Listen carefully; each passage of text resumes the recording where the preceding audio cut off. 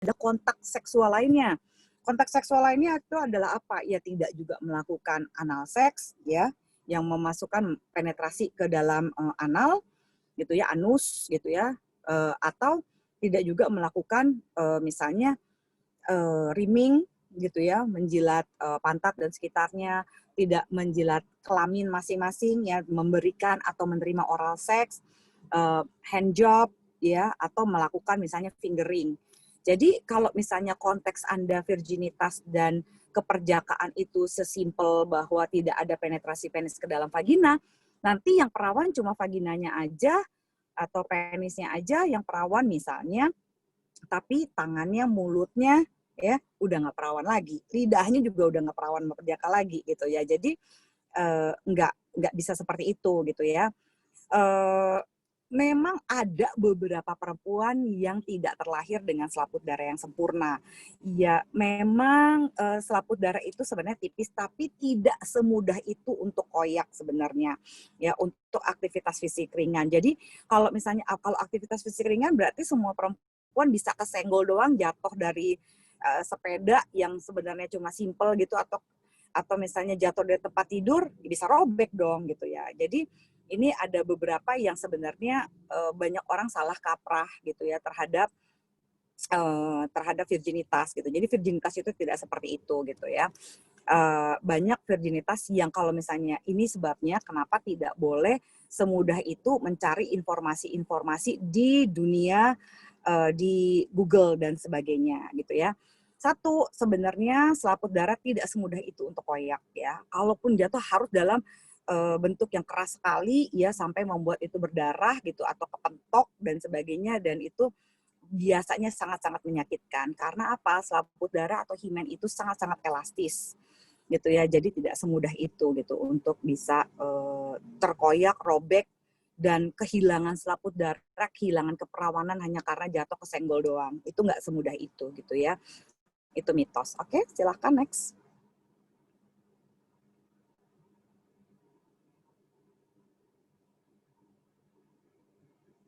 Next slide.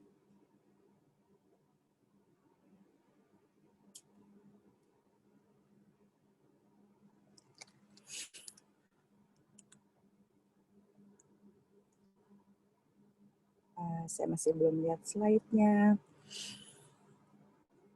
Iya ya, tulisannya kecil ya. Mungkin nanti minta dikirimin aja PDF-nya. Ya.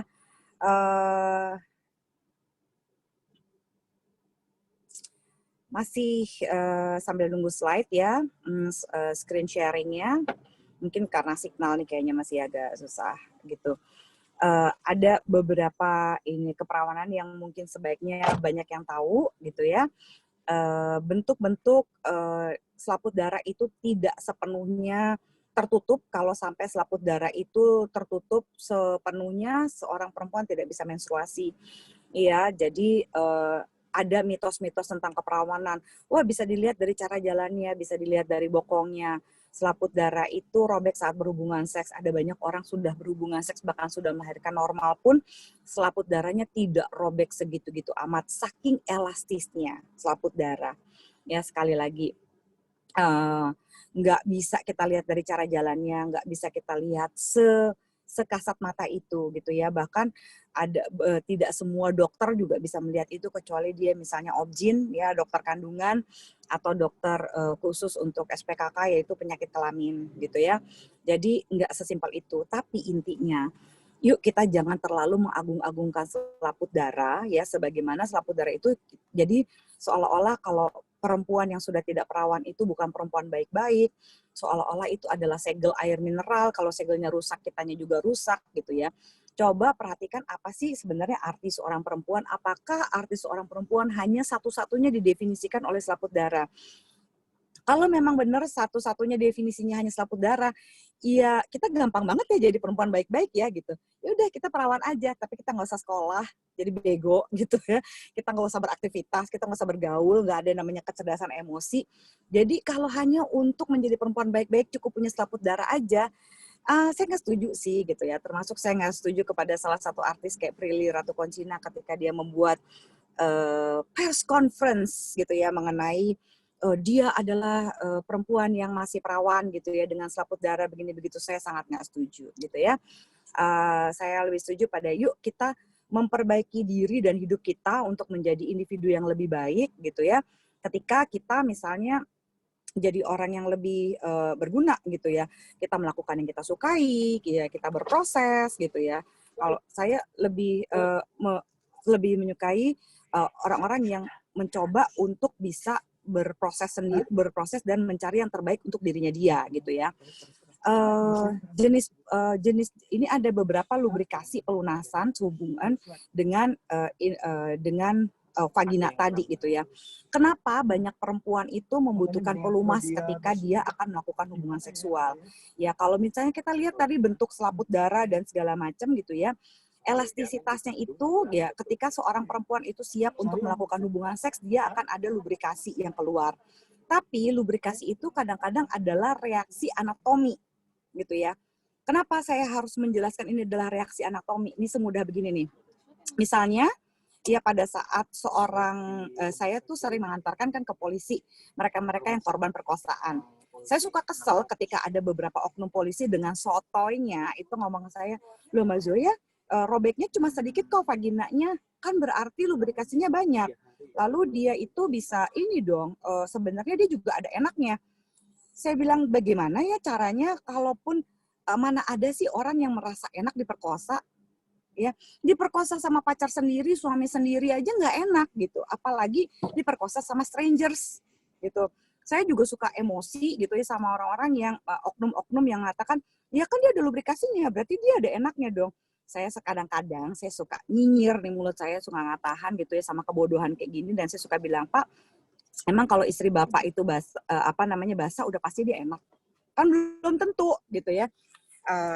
Nggak segala sesuatu yang enak, segala sesuatu. Jadi karena itu adalah proses biologis, kan bukan berarti itu adalah proses yang sebenarnya bisa kita proses biologis itu tidak otomatis gitu membuat kita itu pasti menikmati gitu ya. Itu kan ada proses psikologis, untuk menikmati itu kan butuh proses psikologis yang juga kita sukai gitu ya. Jadi lubrikasi ini saya sering menyarankan orang untuk lubrikasi, terutama bagi mereka yang mengalami malam pertama, ketakutan mereka akan bisa menikmati apa enggak melakukan hubungan seks yang pertama kali, ya itu sebaiknya memiliki pelumas gitu ya. Kenapa? Buat jaga-jaga aja, karena banyak perempuan suka nakut-nakutin perempuan lain dengan bilang, gila seks itu pertama kali nggak ada enaknya, sakit banget, perih banget. Nah itu benar-benar butuh relaksasi gitu, memang butuh percaya sama pasangan, butuh berproses. Kalau ada yang memang lebih nyaman pada saat malam pertama sampai nggak berdarah ya bagus gitu ya. Tapi kalau nggak berdarah bukan berarti dia udah nggak perawan. Ada yang juga sudah melahirkan bahkan vaginanya bisa berdarah hanya karena dia nggak siap untuk penetrasi, nggak siap untuk melakukan hubungan seksual gitu. Jadi nggak sesimpel itu gitu. Ini kenapa harus dijelaskan tentang pelumasan. Jadi ada berbagai macam merek pelumas yang bisa kamu cari di apotik gitu ya. Apapun cari yang memang cocok sama kamu gitu ya. Bisa memberikan rasa lebih nyaman gitu ya, tapi jangan hanya mengandalkan pelumas aja, coba dibahas dengan pasangan gitu ya. Bagaimana supaya kamu juga bisa menikmati seksnya. Karena ini kan hal-halnya teknis. Ya, seks itu kan nggak cuma teknis, seks itu juga tentang kenikmatan. Seks itu tentang bagaimana kamu menikmati hubungan seks kamu itu gitu. Jadi bukan hanya soal oh aku mau seneng-seneng nih gitu ya, tapi sebenarnya nggak enak, ya udahlah pakai gel aja. Ya enggak dong, kita kan mesti sama-sama mencari enaknya kalau ini urusan dengan pasangan gitu ya. Ini yang kadang-kadang banyak orang miss. Nah gitu, ada saat pelumas yang paling ideal buat bercinta, saya lebih setuju sebenarnya kalau mau pakai yang paling organik itu adalah virgin coconut oil. Hati-hati ya, tidak semuanya yang berbentuk seperti oil, seperti baby oil atau apapun itu boleh dimasukkan ke dalam vagina. Ya kalau Anda ingin melakukan sex play atau apapun itu ya, jangan sembarangan memasukkan benda-benda ke dalam vagina.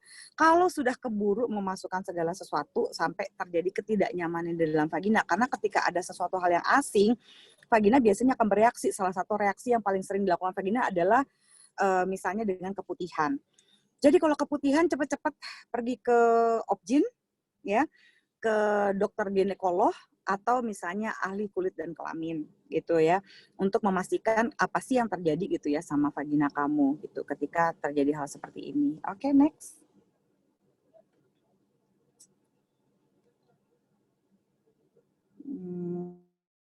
Next, ya.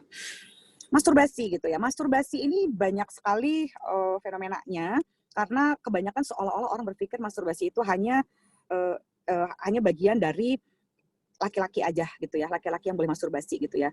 Baik namanya onani atau enggak masturbasi gitu ya. Ini adalah stimulasi alat kelamin ya dengan tangan ataupun dengan toys ya, dengan alat-alat untuk kenikmatan seksual. Masturbasi adalah perilaku seks yang paling sehat ya, karena dia tidak menghamili, tidak dihamili, tidak mengeluarkan infeksi menular seksual dan juga tidak tertular infeksi menular seksual. Ini melepaskan hasrat seksual ya, oksitosin dan serotonin, dan ini juga relatif bisa membantu mengurangi risiko kanker prostat. Mereka-mereka yang sudah menikah juga bisa melakukan masturbasi gitu ya, sebagai me time ya. Sekali lagi saya mau mengingatkan, masturbasi yang sehat adalah satu dengan tetap mencuci tangan dulu sebelum menyentuh kelamin, dan juga masturbasi yang sehat adalah tidak dilakukan hanya karena desperate, ya lagi nggak punya pasangan, ya ditolak sama pasangan, terus melakukan masturbasi, itu akan tambah parah sih gitu ya. Jadi lakukan karena kamu ingin mengeksplorasi atau saling mengeksplorasi kamu dengan pasangan. Masturbasi bisa sendiri, bisa berdua dengan pasangan, selama jangan dilakukan hanya untuk ini aja, untuk membuat apa ya, saya mau bikin supaya saya mau masturbasi supaya pasangan saya bisa ini aja deh, bisa cepat aja deh, karena saya lagi kesepian, saya lagi nggak, saya kalau belum masturbasi saya nggak bisa sekolah, saya nggak bisa beraktivitas, ya jangan kayak gitu juga gitu ya. Selama masturbasi itu dilakukan untuk mengeksplorasi, memahami peta seksual, then it's okay. Oke, next.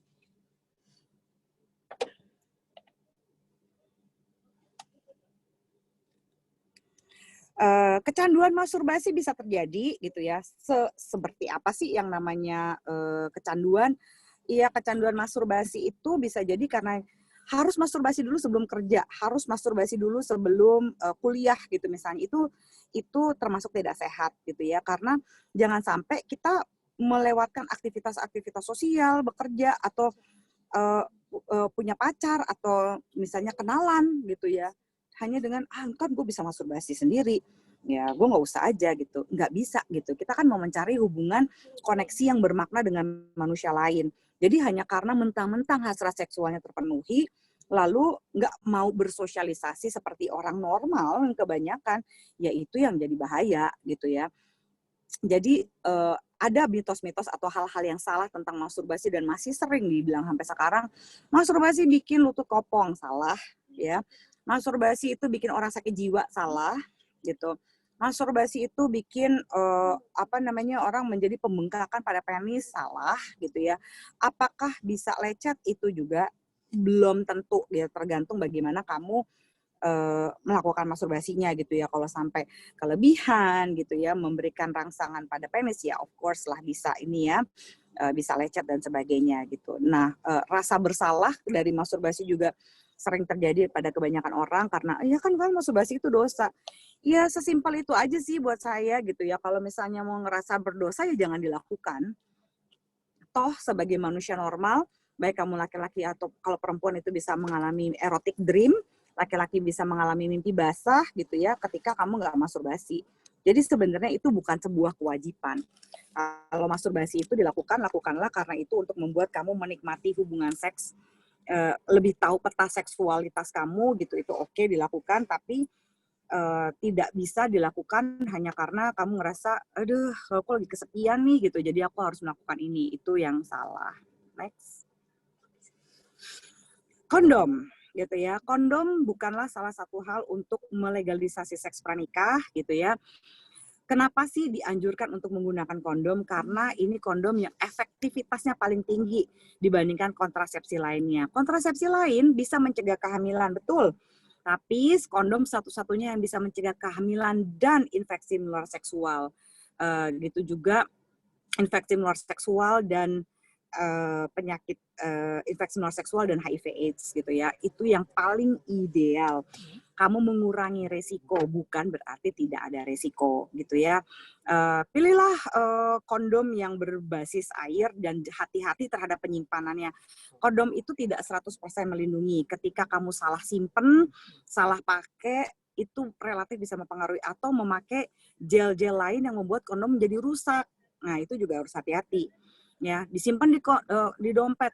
Kalau mau pakai kondom yang udah lama disimpan, lihat dulu expire date-nya kapan. Jangan-jangan kondomnya udah expire, ya tetap nggak ngaruh kan jadinya. Ya, hati-hati terhadap kayak gitu. Terus ada spermaticide yang kadang-kadang suka disemprotin karena orang takut, dan nggak ngaruh ya pakai kondom double ya gitu. Kondom satu juga udah cukup kok untuk melindungi gitu ya. Kondom bisa bocor nggak? Ya kalau kegigit, kerobek ya of course jadi salah gitu ya. Jadi gunakanlah kondom dengan bahan dasar minyak yang cukup, dan tahu menggunakan kondom itu harus digunakan pada saat ereksi. Jadi kalau saat tidak ereksi atau masih lembek penisnya, itu tidak bisa digunakan kondom. Nanti malah luber kemana-mana karena salah pakai gitu ya. Itu yang penting sekali, dan seringkali orang tuh lupa gitu melakukan itu. Oke, next. Kebanyakan kondom mengandung spermaticide kok.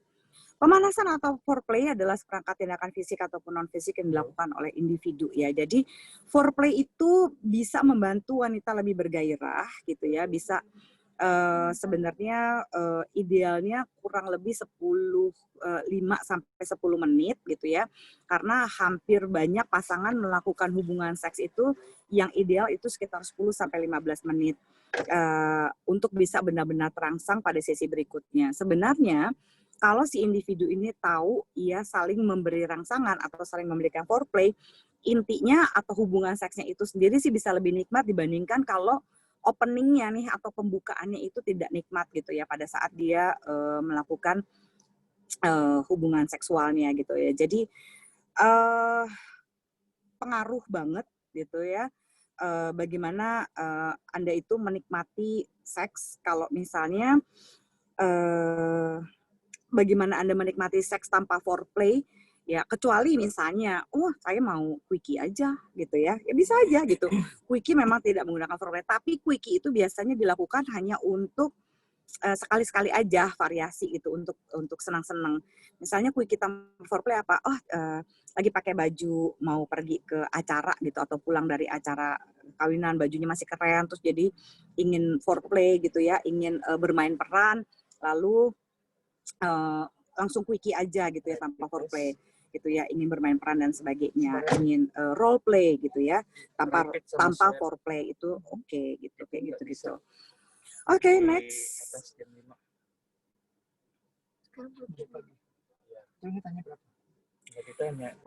Ini adalah beberapa penyakit menular seksual yang sebaiknya dalam penyakit menular seksual itu, apapun perasaan kamu tentang penyakit menular seksual, tolong periksakan kepada dokter penyakit kelamin ya, atau kepada obgyn ya, atau kepada urolog. Apapun gitu. Jadi gini, jangan pernah jadi dokter untuk diri sendiri. Mau itu chlamydia, gonorea, ya, trichomoniasis, apapun perasaan, jadi misalnya kencingnya panas gitu ya, atau udah merasa nggak nyaman terhadap vaginanya, ya baik kamu laki-laki ataupun perempuan, kamu ngerasa kok kalau kencing panas ya gitu, kok gatel ya, kok ada yang perih-perih gitu ya, ada yang tidak nyaman. Nah itu harus kamu periksakan cepat ya. Kalau kamu perempuan bisa ke ginekolog dulu ya, ahli kandungan, laki-laki bisa ke urolog gitu atau andrologi ya, dan laki-laki atau perempuan bisa ke SPKK ya, dokter yang dengan spesialis SPKK yaitu penyakit kelamin ya, kulit dan kelamin gitu. Itu bisa dicari di RSUD terdekat. Hampir semua rumah sakit umum daerah di seluruh Indonesia sudah memiliki para spesialis ini. Jadi langsung ke sana ya. Next. Next, oke. Perilaku seksual menyimpang gitu ya, fetish gitu adalah perilaku seksual di mana seorang individu merasa terangsang dengan bagian tubuh non seksual ya, atau misalnya bagian tubuh non seksual atau benda-benda non seksual. Bagian tubuh non seksual misalnya apa? Ada mereka yang merasa terangsang dengan jempol kaki, telapak kaki, betis, tangan, pusar, ketiak, tulang belikat gitu ya, telinga dan sebagainya. Jadi fetish macam-macam. Nah, itu adalah bagian tubuh non seksual. Bagian tubuh seksual yang pada fetish itu adalah mereka-mereka yang terangsang pada selimut bayi, atau kasus Gilang baru-baru ini pada kain jarik, ada yang terangsang pada kain kafan, terangsang pada pada baju-baju dengan bahan dasar kulit, ada yang merasa terangsang pada sepatu gitu ya, ada yang juga merasa terangsang pada jaket kulit, ini rambut palsu, atau benda-benda yang non seksual gitu ya. Ya mungkin buat kebanyakan orang ini lucu ya, tapi buat mereka tidak ada orang yang bangun pagi lalu berharap dirinya menyimpang gitu ya. Jadi saya sangat apresiasi untuk hal kayak gini nggak dibercandain ya. Andai kata Anda yang mengalami ini, apakah mau diketawain sama orang lain? Kan enggak ya, gitu ya. Semua fetish yang ada, yang saya sebutkan tadi, itu adalah penyimpangan perilaku seksual. Tapi ya, karena ini adalah perilaku seksual menyimpang, belum tentu dia melakukan tindakan kriminal. Kalau Anda memiliki jenis fetish yang saya sebutkan tadi, Anda terangsang oleh boneka, patung, ketertarikan seksual terhadap kain jarik lah, atau apapun itu gitu ya. Nah, kalau misalnya kamu mengalami itu, belum tentu kamu itu merupakan penjahat. Hasratnya boleh menyimpang, tapi ketika kamu mengekspresikannya, apakah kamu memaksa orang lain gitu untuk bisa melakukan itu? Kan belum tentu. Misalnya lagi kayak kasus Gilang kain jarik. Sebenarnya ketika dia tuh merasa terangsang sama orang yang dibungkus-bungkus dengan mayat, ya, itu kan masih itu memang menyimpang. Tapi itu belum merupakan perilaku kejahatan. Yang bikin dia jadi jahat kenapa? Dia maksa orang, jadi dia nge-tweet lalu dia ngeliat cewek, aduh cewek kamu cantik banget deh, aku pengen bungkus boleh nggak? Itu pelecehan, ya. Atau dia misalnya, saya mau dong itu yang orang yang dibungkus-bungkus pakai mayat itu namanya siapa? Saya mau kenalan dong. Terus dia memaksa orang lain dengan dalih penelitian ngebungkus orang gitu ya supaya jadi kayak mayat gitu di situ. Itu adalah juga bentuk pelecehan karena membuat ketidaknyamanan orang lain. Hasratnya nggak salah gitu ya. Tapi yang jadi salah adalah cara dia mengekspresikan perilaku seksualnya gitu. Ya, next.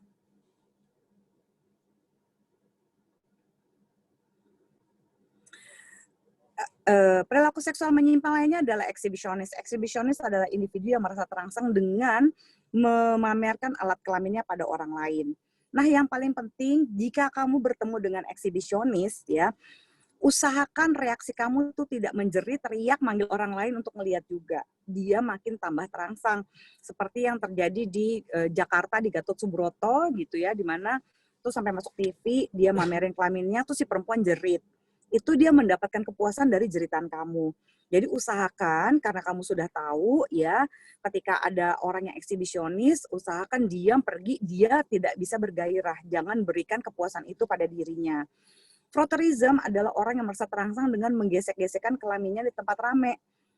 Jadi kamu lagi duduk, kan ada orang yang kalau misalnya di busway gitu ya, di kereta gitu ya, digesek-gesekin terus tiba-tiba kok pinggul kamu basah. Nah, biasanya frotter ini suka menggunakan bahan training, dia nggak suka pakai bahan jeans.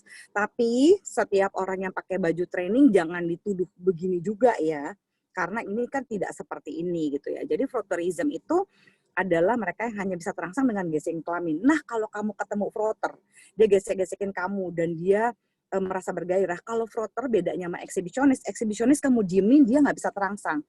Jadi dia mati gaya. Kalau frotter, kamu harus teriak. Ketika kamu teriak, dia jadi takut. Ketika kamu diem, dia makin bergairah.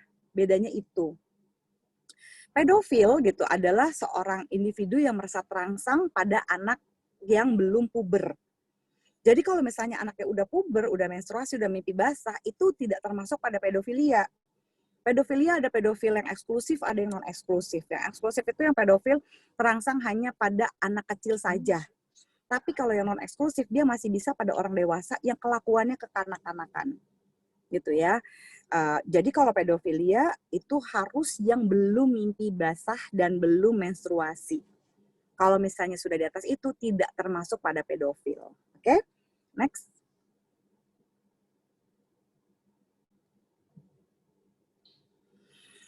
Masochism dan sadism. Sadism dulu ya saya cerita, sadism adalah individu yang merasa terangsang dengan memberikan rasa sakit, kekerasan ya baik secara verbal maupun secara fisik seperti dalam film 50 Shades of Grey.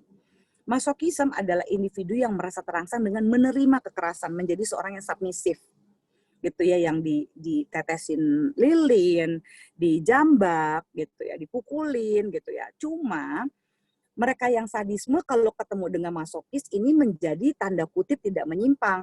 Bahkan ada beberapa yang melakukannya itu dengan cara masuk ke dalam grup BDSM. Nah, BDSM itu relatif dikatakan tidak menyimpang. Kenapa? Karena mereka ada konsen, ada perjanjian. Kalau ini sakitnya merangsang, saya mau. Tapi kalau sakitnya itu hanya rasa sakit tanpa memberikan rangsangan, mereka nggak mau. Mereka harus membahas itu gitu dalam BDSM, ya gitu. Jadi, nah kalau si masokis dan sadism ini punya perjanjian, mereka jadi tidak menyimpang lagi, gitu ya. Gitu. Itu yang menjadi problem gitu ya. Transvestite ya atau transvestism adalah mereka yang merasa terangsang dengan menggunakan pakaian pasangannya atau lawan jenisnya. Ya, mereka ini bukan bencong, bukan orang aneh. Ini adalah laki-laki yang normal tapi ngerasa terangsang kalau pakai pakaian istrinya. Gitu ya. Itu yang seperti itu. Voyeurism itu adalah mereka yang merasa terangsang dengan ngintipin orang yang sedang berhubungan seks atau telanjang gitu ya, atau jadi dia tidak menikmati hubungan seks yang langsung tapi lebih kepada hubungan seks yang lainnya gitu loh, yang apa namanya, yang hanya ngintipin aja gitu ya, tidak butuh hubungan seks langsung. Next.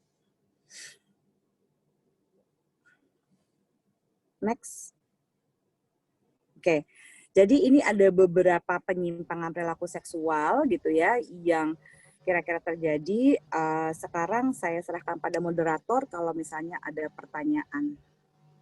Baik, terima kasih Kak Zoya atas pemaparan materinya. Kita langsung ke sesi tanya jawab saja. Sebelumnya saya akan membacakan satu pertanyaan yang tadi terkait masturbasi. Jadi kalau masturbasi itu biasanya kan pakai tangan atau pakai alat gitu Kak. Nah ini ada yang bertanya, Kak saya masturbasi tapi dengan cara menempelkan penis saya ke tembok atau ke kasur, itu bagaimana Kak menurut Kakak?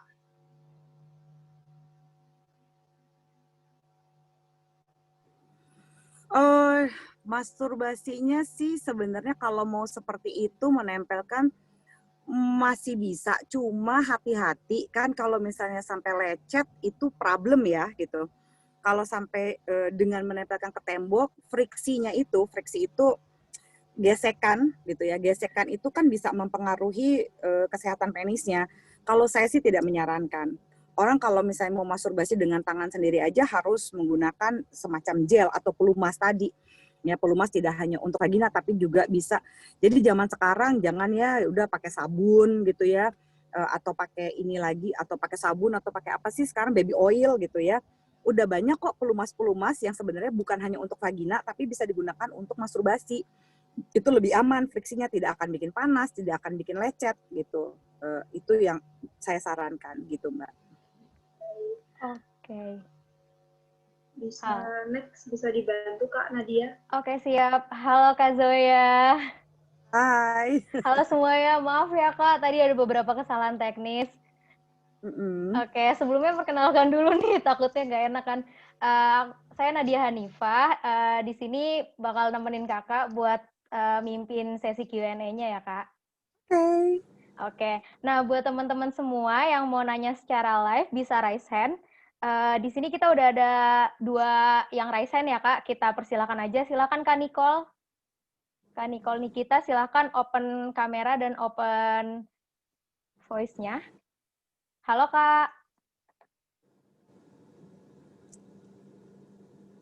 Halo Kak Nicole.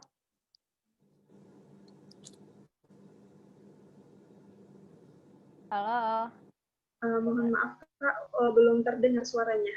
Oh ya, halo. Tapi udah di open sih. Oke, coba kita ke yang kedua ya Kak. Kakaknya Kiara, silahkan Kak. Halo? Halo, Udah oke. kedengeran? Sudah Kak, silakan perkenalkan nama dan asal.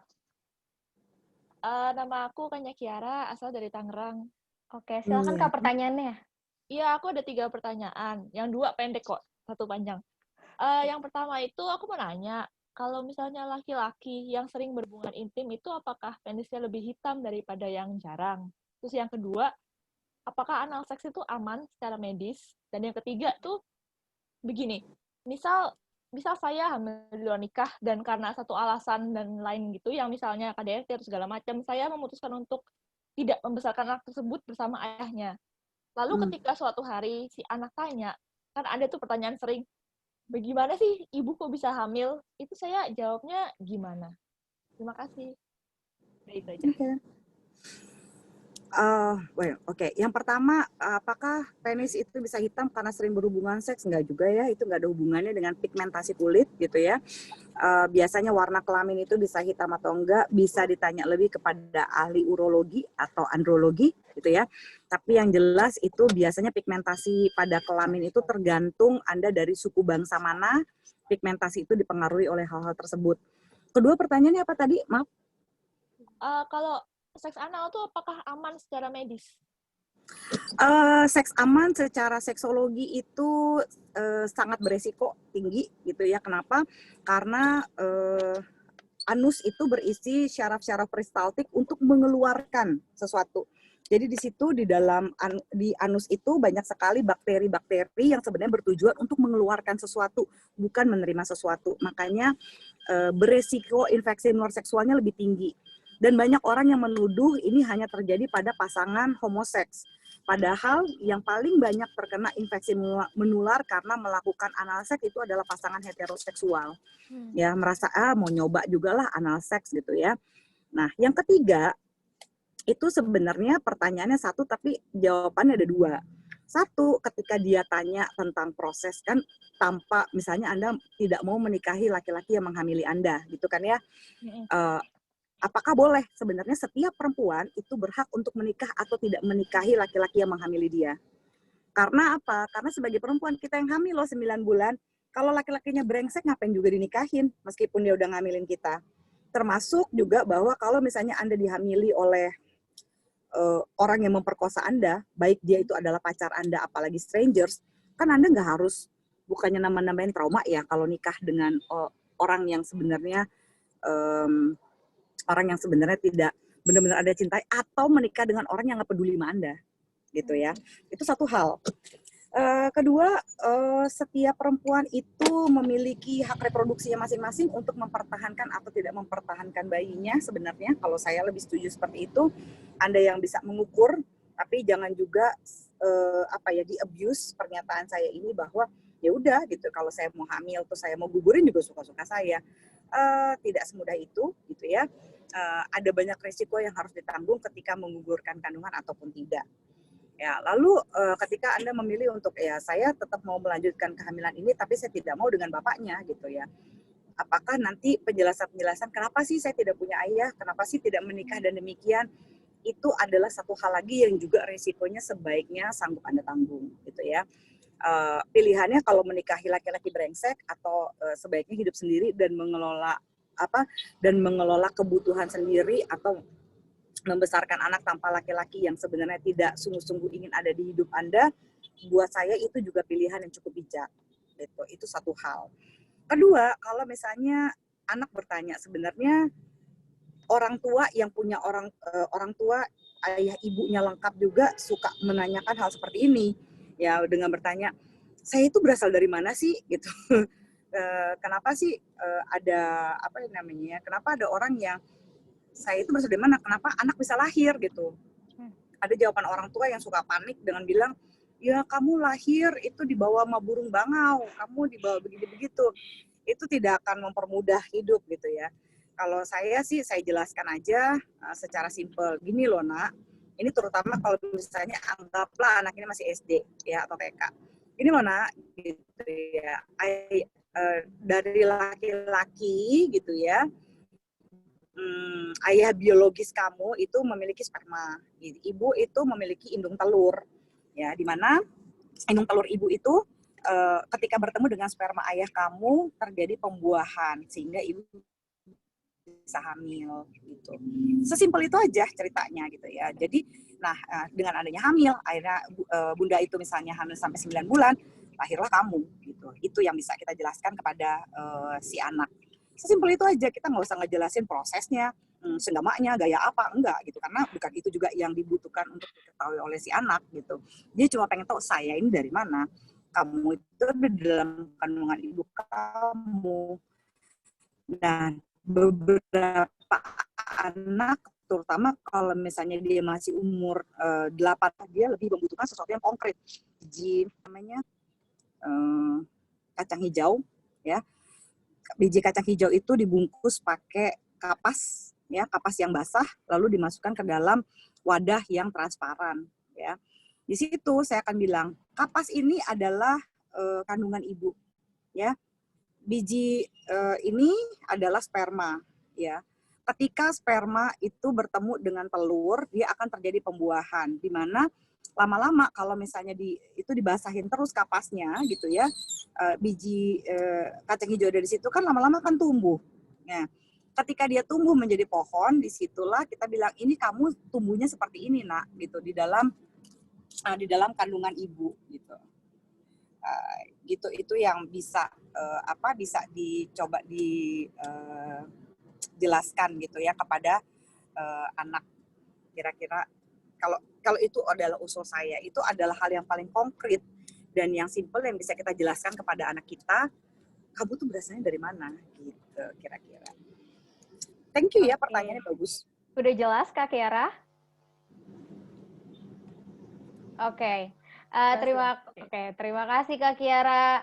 Oh ya, Kak Zoya menyinggung yang tadi masalah kalau misalkan hamil di luar nikah, itu sebaiknya menjelaskan kepada anak tuh di usia berapa ya Kak? Karena kan mungkin ada beberapa anak yang emosionalnya beda-beda kan, nanti setelah mendengar itu jadi nggak terima dan sebagainya, jadi marah. Itu idealnya umur berapa ya Kak dijelaskan seperti itu?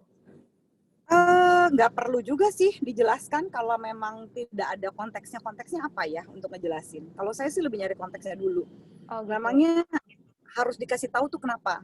Kalau buat saya ya, kalau misalnya Anda hamil di luar nikah dan Anda memilih untuk tidak menikahi si bapaknya gitu ya, itu bisa dijelaskan nanti kalau anaknya kurang lebih udah 21 tahun ke atas. Oke. Dia akan menikah karena dia harus tahu, ya misalnya gini, ya misalnya bunda bikin kesalahan, atau kayak misalnya ya terjadi pemerkosaan atau apapun itu, kenapa harus dijelaskan satu DNA, ya makanya saya sangat-sangat menyarankan kepada siapapun yang akan menikah, kita kan kadang-kadang meskipun kita tahu ibu bapak kita nggak tahu kita keturunan kita itu ada yang punya penyakit-penyakit keturunan apa gitu kan ya, itu sebaiknya kita melakukan tes pranikah. Gitu. Jadi kalau misalnya untuk anak yang sudah menikah, apalagi kalau misalnya si ibunya itu hamil di luar nikah atau apapun dan tidak menikahi si ayahnya, ya orang yang nikah sama ibu bapaknya aja tetap harus tes pranikah. Kalau Anda sebaiknya menceritakan sejarah itu dalam konteks Anda harus tahu bahwa saya itu tidak mau misalnya ya sebagai ibu nggak mau kamu berhubungan lagi dengan ayah biologis kamu dengan alasan dia adalah laki-laki yang pada waktu itu gitu, itu adalah bukan laki-laki yang baik atau apapun itu gitu. Jadi di situ itu bisa membantu si anak untuk mengerti asal usulnya, bukan untuk membenci ayah biologisnya atau membenci masa lalu yang sudah tidak bisa diperbaiki. Jadi konteks untuk mengatakan ini harus jelas, nggak tiba-tiba, nah ibu itu sebenarnya hamil luar nikah, kamu itu anak haram, ya nggak juga kan gitu. Saya sih nggak percaya ada anak haram yang saya percaya. Nggak bisa anak jadi haram hanya karena pelakuan orang tuanya kan gitu, nggak. Oke, siap. Jadi tergantung konteksnya ya Kak. Ya. Oke, dan kalau emang anaknya menanyakan hal tersebut, ya oke, siap. Oke, lanjut nih ya Kak, di kolom chat nih ada pertanyaan dari Kak Meta tentang kondom. Kak, kan ada kondom yang mengandung spermisida, itu sebenarnya aman nggak sih? Spermiticide. Oke, spermiticide. Oke, boleh dijelaskan dulu nggak nih Kak, spermiticide itu apa? Spermiticide itu adalah semacam cairan chemical yang mematikan sperma. Sebenarnya hampir semua kondom sudah memiliki itu. Ada beberapa gel yang juga memiliki itu gitu ya. Tapi kalau udah pakai kondom tuh lebih aman. Cuma ada orang yang segitu ketakutannya spermiticide-nya itu dicampur lagi sama kondom. Hati-hati, ada beberapa kondom yang ada beberapa spermiticide yang kontraindikasi dengan kondomnya, malah ngerobek kondomnya. Gitu. Kan ada yang jenis semprotan, jenis macam-macam gitu ya, chemical ketemu chemical kadang-kadang berbahaya. Kalau buat saya sih nggak usah takut kalau udah pakai kondom sih gitu. Itu kan juga aman, nggak bisa juga spermanya nggak bisa nembus kok ke dalam kondom, nggak sekecil itu juga spermanya gitu. Buat saya sih nggak usah pakai itu sampai 2 kali. Biasanya orang pakai spermiticide karena males pakai kondom kan. Itu ada nggak resikonya? Ada, lebih gede resikonya kalau nyemprotan spermiticide. Memang mungkin nggak bisa hamil, tapi infeksi luar seksualnya kan tetap kena. Gitu. Oke, jadi ada dampaknya ya Kak, dampaknya itu. Oke nih Kak, masih yang tadi seputar kondom, tadi kan Kakak bilang kalau pakai spermiticide itu bisa menimbulkan robek kondom gitu kan. Nah terus kalau kondomnya robek ataupun di dalam copot itu gimana ya Kak? Ini ada beberapa pertanyaan seputar itu juga. Oh, banyak tuh terjadi di dalam copot karena nggak cepet dikeluarin kan penisnya pada saat jadi abis ejakulasi mungkin capek atau apa gitu terus males keluarnya pelan-pelan lama akhirnya udah nunggu penisnya flat dulu udah sudah melembek baru dicabut itu bisa beresiko terhadap kehamilan. Bahkan kalau misalnya mungkin dari Anda semua banyak yang belum tahu mengenai splash pregnancy. Splash pregnancy itu bukan magic ya gitu. Jadi splash pregnancy itu adalah cipratan sperma. Jadi kadang-kadang ada orang yang tidak melakukan penetrasi atau bahkan mereka yang mengalami vaginismus gitu ya, kesakitan yang luar biasa pada vaginanya ya sehingga dia menutup lalu terjadi splash pregnancy. Jadi semprotan semprotan sperma di luar vagina terus ada beberapa yang ketembus masuk sedikit gitu ya, itu bisa terjadinya kehamilan. Jangan lupa hanya butuh 1 sperma untuk membuat terjadinya kehamilan gitu ya. Jadi kalau misalnya terjadi splash pregnancy itu kan bisa menembus bahkan bisa terjadi apalagi kalau kondomnya itu ketinggalan di dalam. Ya beresiko kan gitu kalau sperma itu berenang dan masuk. Jadi sperma itu tidak bisa berenang di kolam renang ya. Tapi kalau dia ada di dalam meskipun dia sudah ada di dalam kondom, kalau dia sempat masih ada yang hidup dan masuk ke dalam vagina kamu dan langsung ke rahim, ya kelar sih itu bisa hamil. Oke. Jadi harus hati-hati juga ya Kak, meskipun udah pakai kondom. Iya, kalau ketinggalan di dalam ya hati-hati lah.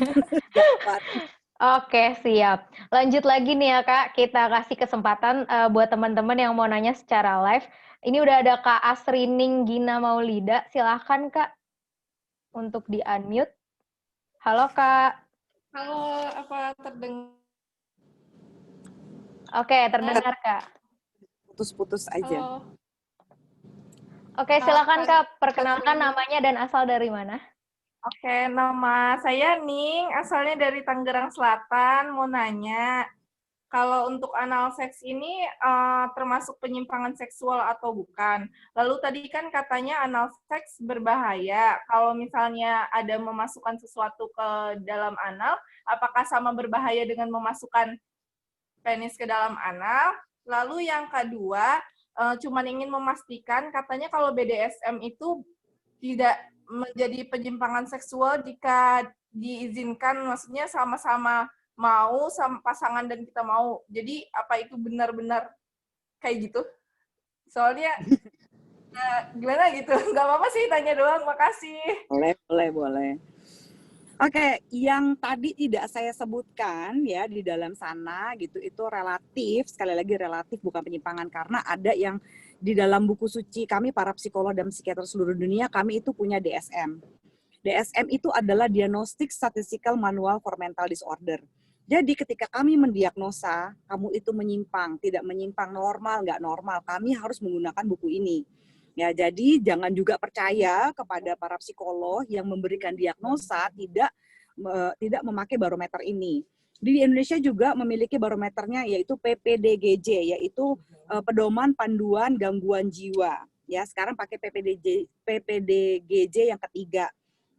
Di dunia WHO mengeluarkan buku yang namanya ICD-4, ICD-11 sekarang bahkan gitu ya. Di ICD ini juga adalah kesehatan mental dan sebagainya itu ada panduannya. Jadi tidak ada orang yang bisa main nuduh orang lain itu menyimpang atau tidak menyimpang kalau tidak ada diagnosa dari ketiga buku ini. Luar biasa kan?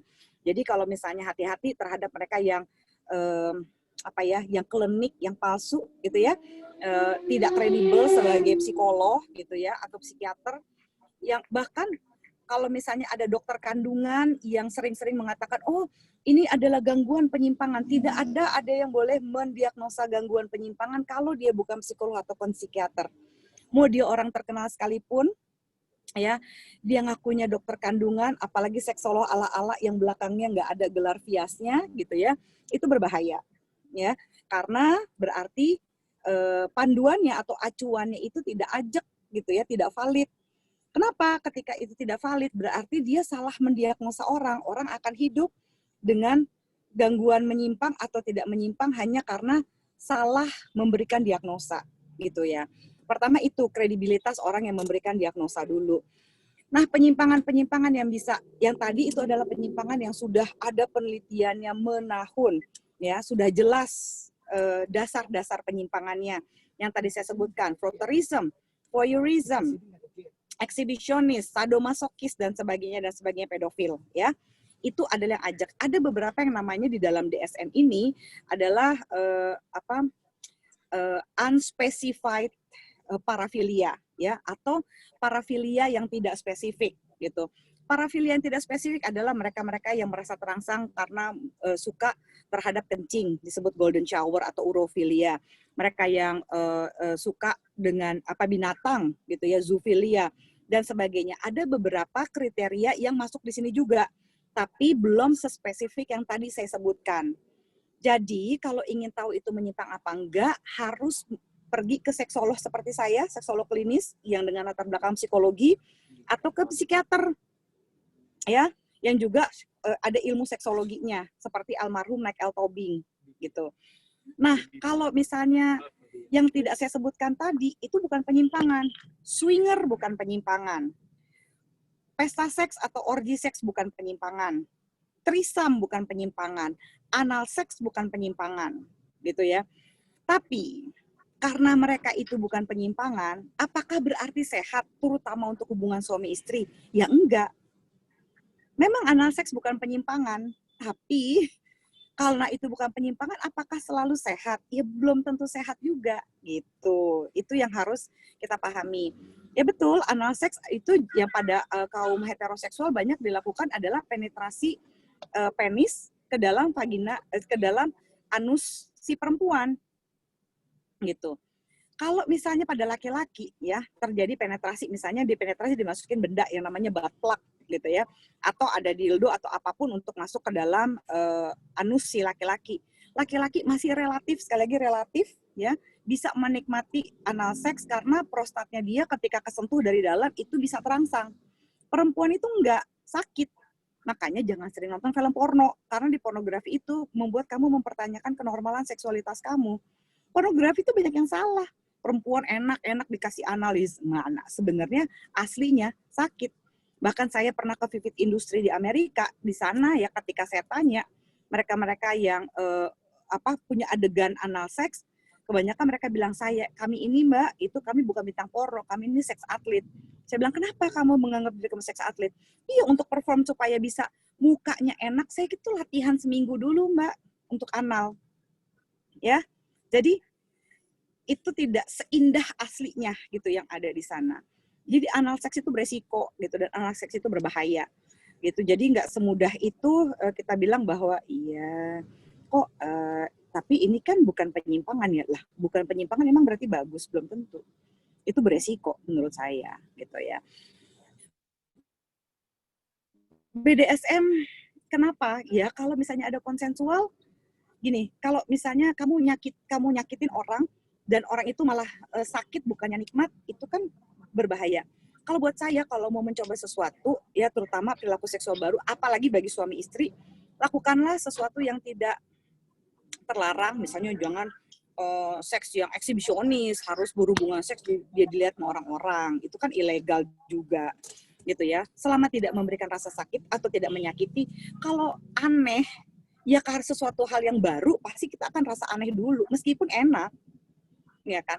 Misalnya deh saya kasih contoh yang cukup ekstrim juga, tapi juga aneh buat kebanyakan orang. Misalnya kamu sebagai perempuan dapat pacar kamu itu fetishnya sepatu, shoe fetish.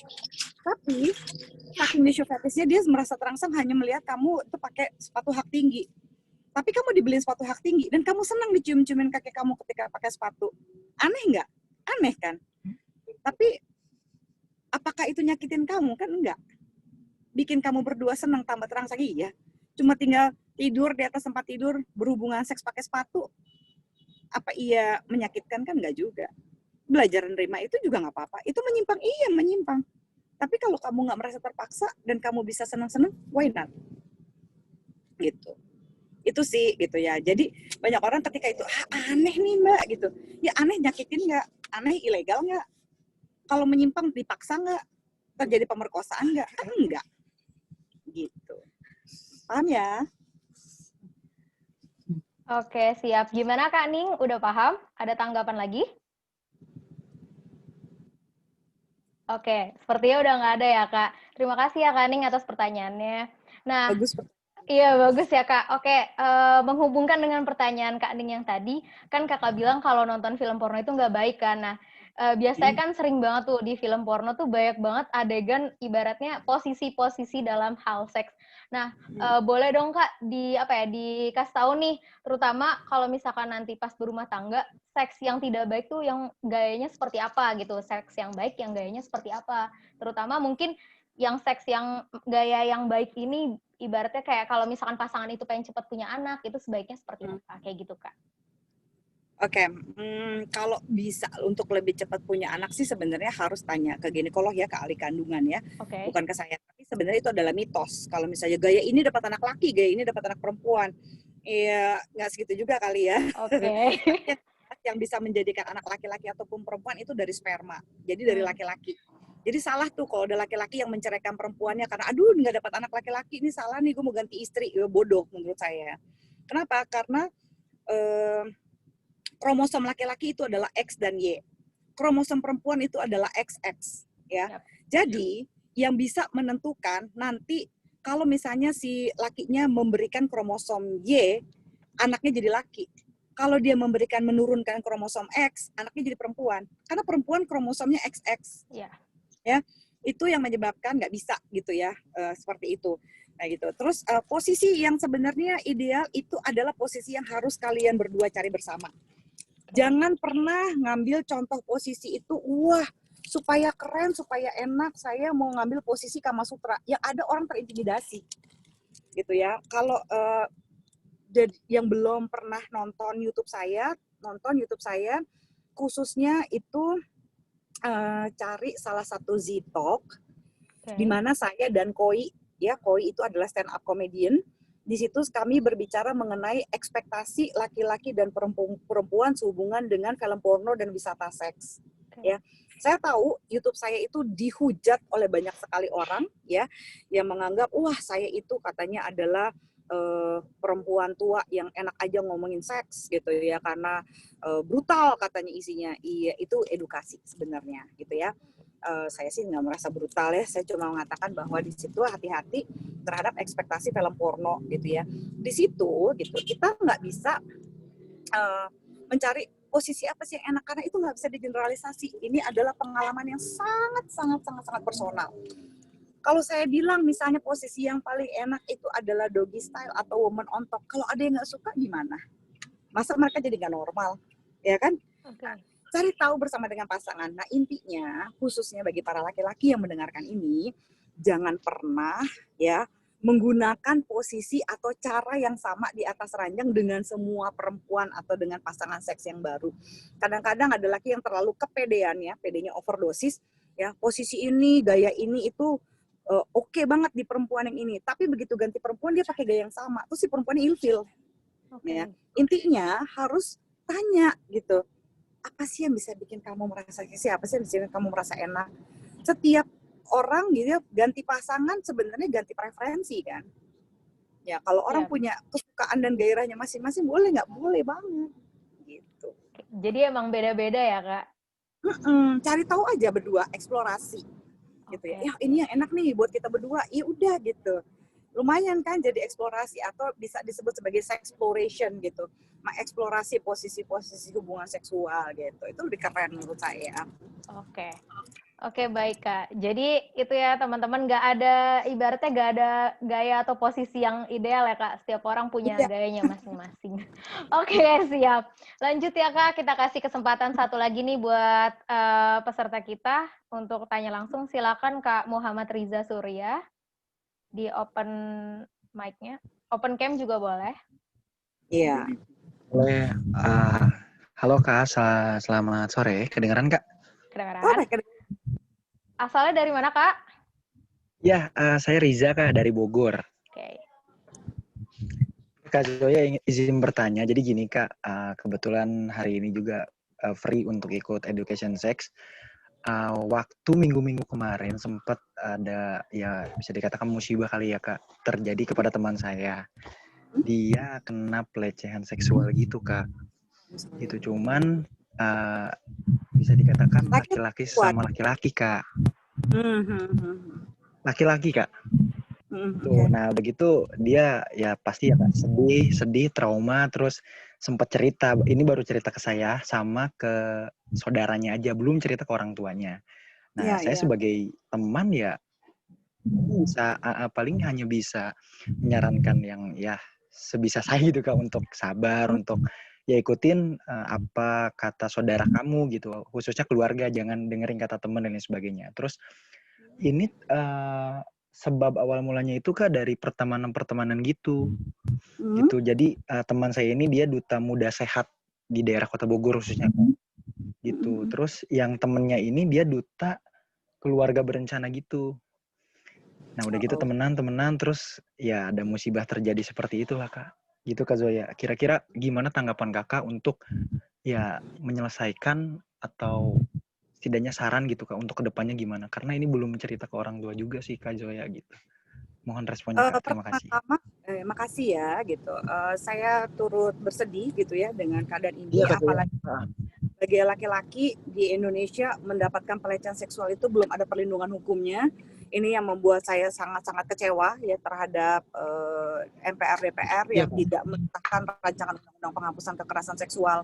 Karena di sana diatur bahwa yang bisa dilecehkan kan bukan cuma laki-laki, tapi bukan cuma perempuan, tapi laki-laki juga bisa dilecehkan ya. Saya tahu posisi ini jadi mempersulit gitu ya teman kamu gitu untuk mendapatkan hukum yang sesungguhnya. Kita perempuan aja kalau dilecehin kita nggak bisa ngapa-ngapain gara-gara tidak ada RUU PKS, apalagi laki-laki, ya kan? Karena kalau lapor ke polisi cuma ada tempat pelaporan untuk perempuan dan anak kan, tidak ada untuk laki-laki gitu. Dan kalaupun kita mau melaporkan kita nggak diterima kalau pelaporannya hanya pelecehan, ya kan? Baik itu yang melecehkan perempuan terhadap laki-laki maupun laki-laki terhadap laki-laki, sama aja gitu, kita susah. Jadi untuk itu pertama-tama coba minta teman kamu untuk menghubungi psikolog. Ada banyak psikolog online yang bisa dihubungi gitu ya. Bisa lihat di Instagram saya, ada banyak psikolog-psikolog yang biasanya bisa bekerja sama cara online. Yang saya tahu sedang menawarkan tarif cukup murah. Itu ada psikolog dari GROM ya, sama Ibunda ID. Ya, itu dua bisa dihubungi. Jadi pertolongan pertama adalah minta dia untuk pergi berkonsultasi dengan psikolog secepatnya. Ya, itu dulu. Untuk sampai dia bunuh diri gitu, karena ada banyak orang yang segitu stresnya, terutama laki-laki itu memilih bunuh diri, tapi nggak mau memilih untuk menyelesaikan masalahnya. Itu dulu pertama. Kedua, kalau misalnya dia mau melaporkan, saya sih usulin laporin ya gitu. Coba hubungi LBH Apik, itu juga ada di Instagram ya. LBH Apik itu lembaga bantuan hukum, dia biasanya banyak sekali memberi bantuan untuk pelecehan seksual semacam ini gitu ya. Coba tanya bisakah diiniin sesuai hukum atau enggak gitu. Coba berkonsultasi gitu ya. Dan yang bisa kamu berikan sebagai sahabat adalah saya setuju yang kamu mengatakan bahwa apa yang bisa saya bantu? Sebenarnya tanya gitu aja ke teman kamu. Dukungan moral seperti apa yang bisa saya bantu? Jadi jangan berasumsi. Kadang-kadang ada orang yang udah sabar aja, ya gimana bisa sabar ya? Namanya juga lagi marah, pasti kecewa ya sedih gitu ya. Jadi jangan berasumsi, jangan nyuruh dia sabar gitu ya. Coba tanyakan pada dia apa yang bisa saya lakukan untuk membantu meringankan perasaan kamu minimal gitu. Baik Kak, baik. Terima kasih Kak Zoya. Jadi sementara ini Kak kan orang tua belum mengetahui Kak, hanya saudara saja nih Kak Zoya, mohon maaf gitu ya. Apakah perlu cerita atau jujur atau bagaimana Kak kira-kira? Jangan dulu. Kalau saya bilang coba konseling dulu, setelah konseling kalau kamunya udah Konseling tenang, dulu ya. yakin, baru cerita. Kalau misalnya kamu memang nyaman bercerita dengan orang tua sih boleh aja gitu. Selama saya takutnya gitu ada beberapa ya, semoga si orang tuanya tidak toksik. Tapi kan ada beberapa orang tua yang malah udah kamu diem aja, jangan bergaul, jangan berumah gini-gini, atau malah dia tambah dituduh. Betul Kak. Jadi kalau saya sih usulkan coba konseling dulu, cepat-cepat konseling. Satu, dia harus yakinkan bahwa ini bukan kesalahan dia. Nggak ada orang yang milih untuk dilecehin kan. Masa gini, saya bangun pagi hari ini saya mau dilecehin, nggak ada. Nggak ada yang mengundang dari diri dia. Jadi rasa bersalah itu harus ini dulu ya, ditenangin dulu gitu. Jadi dia konseling dulu sebelum dia cerita. Baik, Dan cepat-cepat. terima kasih banyak ya. Makasih ya pertanyaan. Maaf ini kalau agak panjang pertanyaannya, karena bingung juga Kak, takut salah gitu untuk melangkah, jadi minta saran dan diskusi. Bagus. Terima kasih Rizky. Oke, jadi buat teman-teman semua penting banget nih ya Kak, kalau misalkan ada hal serius kayak gini, habis dilecehkan atau gimana, lebih baik langsung ke psikolog. Kalau memang ibaratnya orang tuanya kurang enak bercerita kepada orang tua gitu, jadi bisa ke psikolog dulu. Gitu. Atau juga biar siap menghadapi reaksi orang tua. Bagus kalau orang tuanya suportif, kalau enggak gimana? Dia kan malah jadi down ya Kak. Betul. Oke, lanjut nih ya Kak, di kolom chat ini ada pertanyaan. Ini Kakak bisa sampai jam berapa ya Kak? Mohon maaf, takutnya mengganggu. Boleh, 10 menit lagi boleh. Oke, siap. Ini ada pertanyaan dari di kolom chat ini terkait pengguguran janin. Itu bahayanya apa sih Kak? Kayak gitu. Kalau bahaya fisiknya sih relatif banyak ya gitu. Bisa beresiko, salah satunya sih misalnya beresiko jadi sulit hamil lagi dan ya macam-macam lah gitu ya. Bahkan bisa mengancam nyawa. Tapi itu harus dikonfirmasi pada ahli kandungan ya. Maaf, saya seksolog tapi saya bukan ahli kandungan. Saya hanya bisa mengatakan dampak psikologisnya. Biasanya ketika menggugurkan kandungan, satu ada rasa bersalah yang tidak bisa disembuhkan semudah itu gitu ya. Mau konseling berapa kali, rasa bersalah gitu ya, membunuh calon janin gitu ya. Hal-hal ini kadang-kadang bisa muncul di kemudian hari. Meskipun secara logika kita sudah bisa menerima, oh saya nggak siap punya anak ini, saya nggak siap misalnya membesarkan anak sendiri dan sebagainya gitu, lalu menggugurkan kandungan. Tidak semudah itu, kadang-kadang kita lari dari kenyataan atau rasa bersalah akibat menggugurkan kandungan ini gitu. Nah kalau misalnya ketika kamu akan mengambil resiko, ya udah daripada masa depan saya hancur, saya sih terpaksa menggugurkan kandungan karena saya tidak siap secara finansial atau secara emosi untuk memiliki anak. Yang tetap nggak akan bisa semudah itu juga untuk ditempis adalah perasaan-perasaan bersalahnya. Jadi ambillah keputusan yang resikonya kamu bisa tanggung kalau menurut saya. Oke, kalau misalkan untuk untuk tubuhnya sendiri itu nggak ada masalah Kak? Untuk rahimnya dan sebagainya? Pasti ada masalah, makanya mesti tanya ke ahli kandungan. Oke, siap. Nggak bisa ini, saya takut salah nanti kan, itu bukan kapasitas saya yang bahasnya. Oke, boleh. Terima kasih, Kak. Lanjut lagi nih ya, Kak. Ini ada beberapa yang nanyain tentang hypersex, Kak. Gimana sih cara mengatasi orang yang hypersex? Itu yang pertama. Terus yang kedua, hypersex ini bisa, ini nggak sih memicu suicide gitu? Memicu apa? Suicide. Menyakiti. Ya, suicide. Oh, suicide, oke. Saya terima apa? Selisit gitu. Oke. Gini, hypersex itu bukan sex addict. Ini adalah dua hal yang sering berbeda gitu ya, atau sering salah gitu. Satu, hypersex, sex addict ya, itu di dalam buku DSM yang saya sebutkan tadi ya, buku sucinya psikolog dan psikiater seluruh dunia, itu sudah dimasukkan ke dalam yang disebut sebagai disebut sebagai out of control sexual behavior atau perilaku seksual yang yang tidak bisa dikontrol gitu ya. Jadi itu ada dalam sex addict. Nah, hiperseks, masalahnya hiperseks itu sangat-sangat sangat-sangat personal. Di mana orang tuh sering mudah sekali menyebutkan hiperseks ketika dia tidak bisa memenuhi hasrat seksual dari pasangannya. Jadi hiperseks itu sebenarnya tidak ada atau tidak termasuk penyimpangan. Kenapa? Karena itu adalah judgement subjektif dari individu. Okay. Judgement subjektif itu adalah penghakiman yang sangat-sangat personal. Jadi misalnya gini, sangat-sangat subjektif karena misalnya gini, saya mau seksnya seminggu 3 kali, pasangan saya seminggu 7 kali.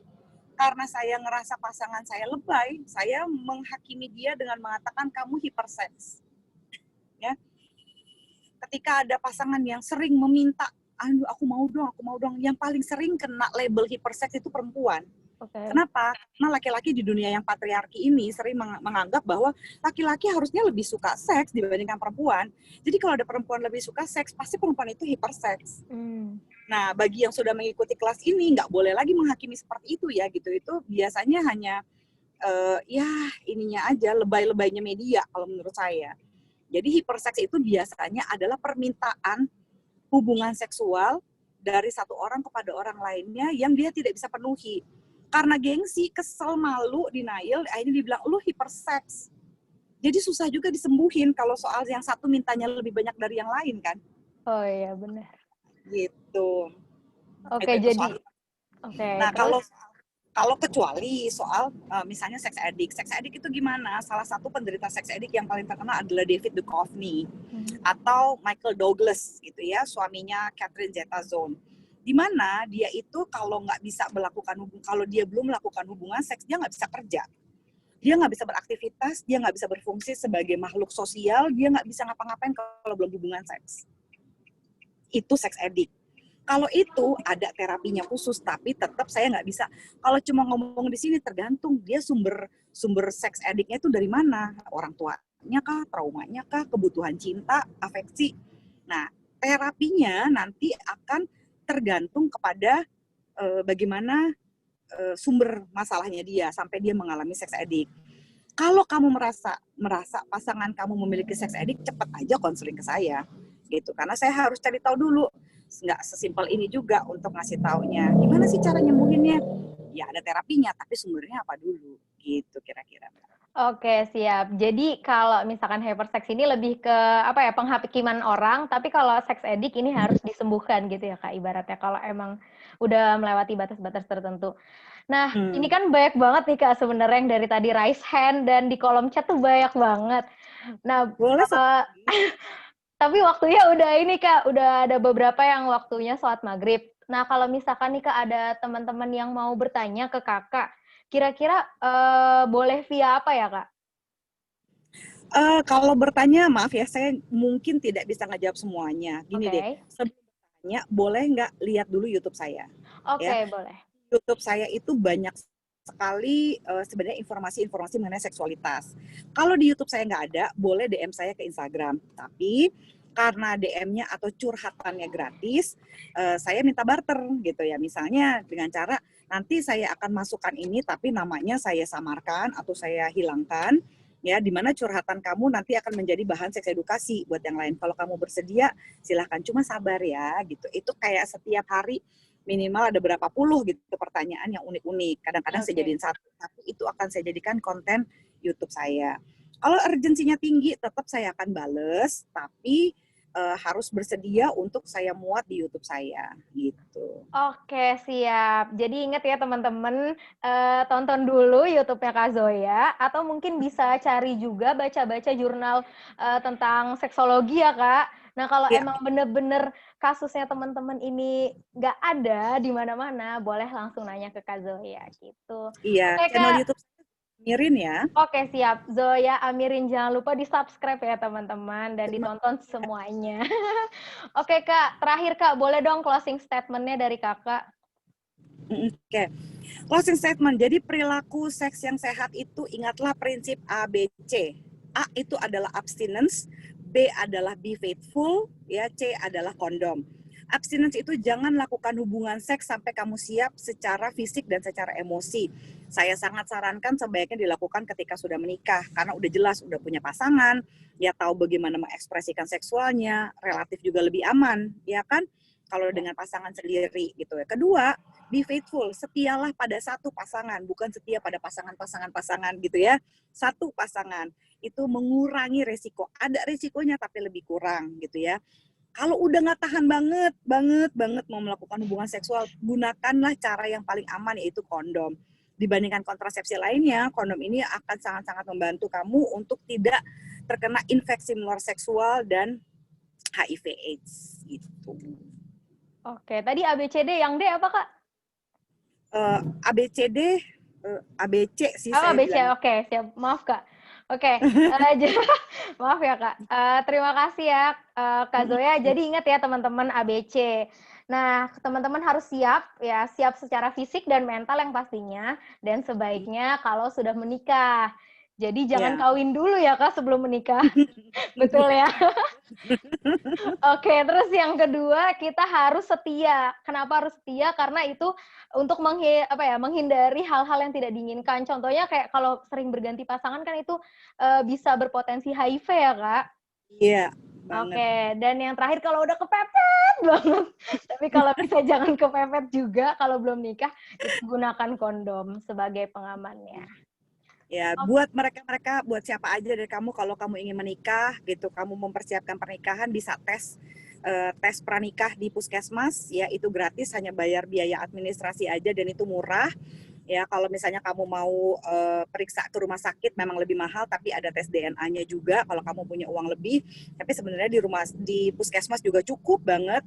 Termasuk kamu mau melakukan pemeriksaan VCT gitu ya, selain tes darah untuk kesehatan seksual, kamu bisa update kesehatan seksual kamu di puskesmas. Jadi menikah ataupun belum menikah, apalagi yang mempersiapkan pernikahan, periksakan diri kamu ke puskesmas terdekat. Semua puskesmas di seluruh Indonesia sudah menyediakan layanan yang inklusif untuk kesehatan seksual. Hebat ya puskesmas sekarang. Iya, keren banget sih Kak. Udah mulai berkembang ya Kak zaman, jadi udah mulai itu. Kita nggak usah takut, kita bisa tes Oke. ke sana gratis. Paling kayak 5.000-an gitu, kecuali ada yang beberapa 10.000 gitu harganya, tapi rata-rata murah kok.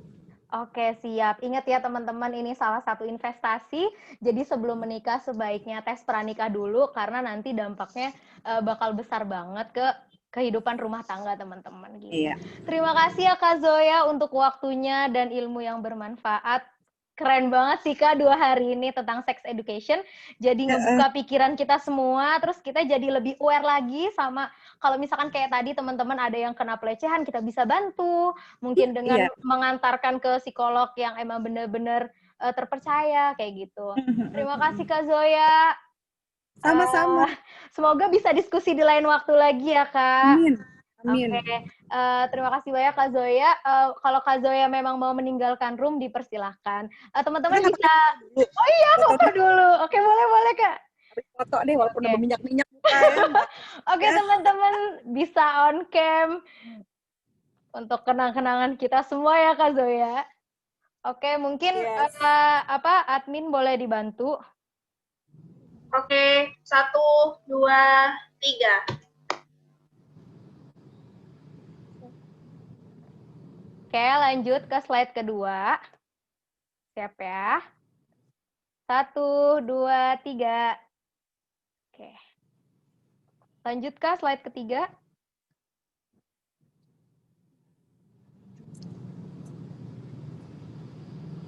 Satu, 2, 3. Thank you. Oke. Terima kasih. Semuanya. Thank you. Pertanyaan-pertanyaan yang masih belutet di otak gitu, coba dicari dulu ke YouTube saya, YouTube Zoya Amirin. Semoga dapat jawabannya. Semoga dapat jawaban yang komprehensif dan semoga punya pilihan-pilihan lebih bijaksana dalam kehidupan seksualnya. Thank you. Terima kasih juga. Sore, Kak. Oke, teman-teman. Dah, Kak. Terima kasih, Kak Zoya. Oke, teman-teman semua, terima kasih ya yang udah berpartisipasi dalam webinar kali ini, Sex Education 18 Plus bersama Kak Zoya Amirin. Jangan lupa juga buat teman-teman cari-cari ilmunya lagi, bisa juga melalui YouTube-nya Kak Zoya, Zoya Amirin, bisa di-subscribe, dilihat semua videonya, atau mungkin bisa nyari-nyari jurnal tentang seksologi, itu penting juga untuk edukasi tambahan kita gitu. Nah, buat teman-teman, link presensinya udah dikirim di grup di chat. Udah belum? Belum, bentar. Oke, tunggu ya teman-teman. Oke, mohon maaf ya teman-teman yang harus menunaikan sholat maghrib ke pending sedikit. Ini mau dikirim linknya. Nah, buat teman-teman jangan lupa kelas hari ini semua teman-teman berkesempatan untuk mendapatkan sertifikat spesial. Caranya gimana? Caranya gampang banget. Teman-teman tinggal upload kelas hari ini, yaitu dengan cara mereview. Nah, reviewnya isinya apa aja? Jangan lupa ya, teman-teman. Reviewnya harus lengkap selengkap-lengkapnya. Jadi selain mengucapkan terima kasih kepada Kak Zoya Amirin, teman-teman juga bisa nih mengedukasi followers teman-teman semua dengan cara menuliskan ringkasan yang udah teman-teman buat tentang sex education ini. Jangan takut, jangan panik karena zaman ini udah modern. Jadi untuk masalah ngomongin seks ini bukan sesuatu hal yang tabu lagi ya, menurut saya udah di tahun 2020, bentar lagi mau 2021.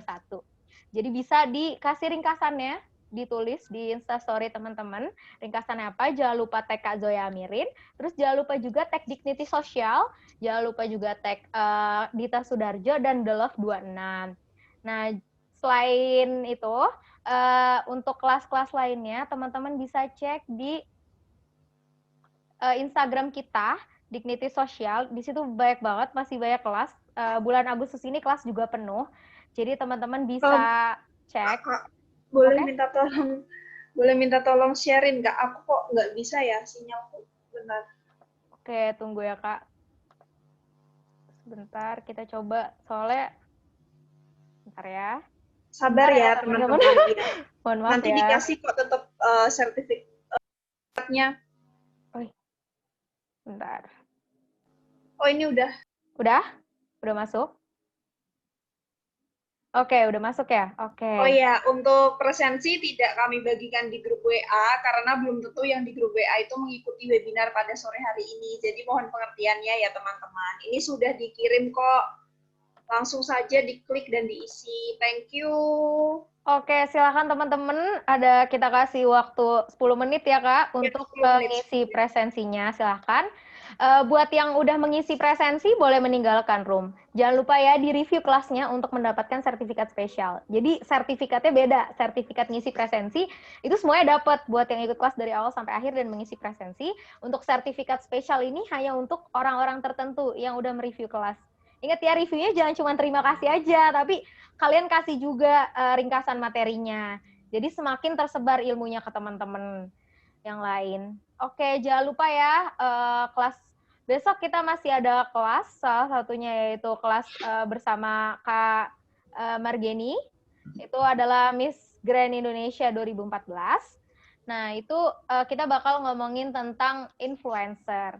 Jadi buat teman-teman yang emang mau jadi selebgram atau mau jadi YouTuber, tapi yang benar-benar bisa nge-influence orang-orang, jadi bukan yang YouTuber sembarangan yang hanya konten prank dan sebagainya, tapi bisa nge-influence, itu bisa banget ikut kelasnya.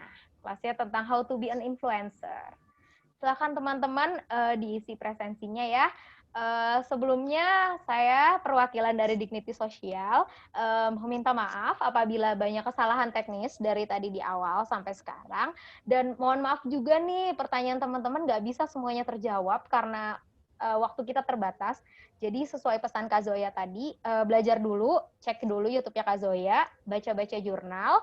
Setelah itu kalau memang tidak ada jawaban dari pertanyaan teman-teman semua, itu baru bisa menghubungi Instagramnya Kak Zoya gitu via DM, tapi harus ada barterannya ya gitu.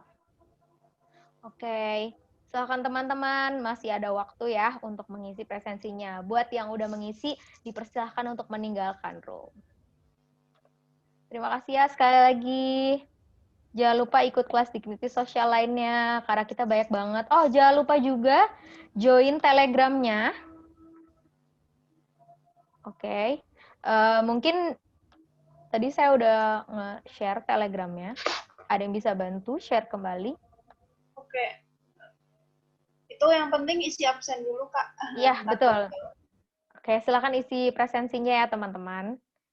Untuk join Telegramnya Dignity Sosial, bisa Dignity Sosial info ya. Aku lupa Telegramnya, sebentar. Silakan teman-teman bisa diisi. Kalau join Telegramnya itu bisa kadang-kadang bisa lebih cepat juga ya untuk masalah informasi. Karena kalau untuk Instagram sendiri kita kan ada jadwal-jadwalnya, terus harus ada jadwal-jadwal tertentunya untuk ngepost. Jadi mungkin kalau di Telegram itu bisa lebih cepat ya teman-teman. Bisa juga nih Telegramnya Dignity Social Online Class and Info. Oke, silahkan mengisi presensinya teman-teman. Oke, ditunggu ya teman-teman. Banyak banget kelas-kelas lainnya. Oke, teman-teman juga bisa nih ikut kelas olahraga. Itu kita ada 4 pertemuan, dan itu setiap jam 10 pagi. Jadinya buat teman-teman yang sedang WFH, ataupun SFH, ataupun KFH, kuliah from home, itu bisa ikut olahraga jam 10 pagi. Nah, ini khusus perempuan. Oke, dan ada kelas masak juga banyak. Oke. Apakah semuanya sudah mengisi presensi?